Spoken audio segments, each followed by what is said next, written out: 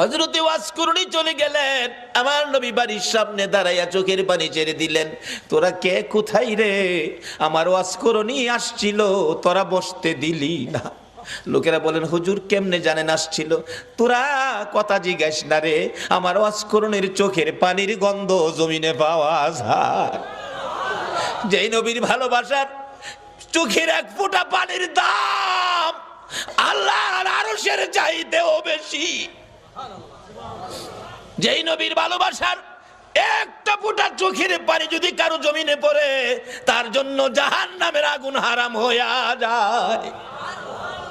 ওয়াসকুরনি আসছিল, তোরা বসতে দিলি না, আমার ওয়াসকুরনি চলে গেল রে। ওয়াসকুরনি আর কোনোদিন নবীর সাথে দেখা হয় নাই।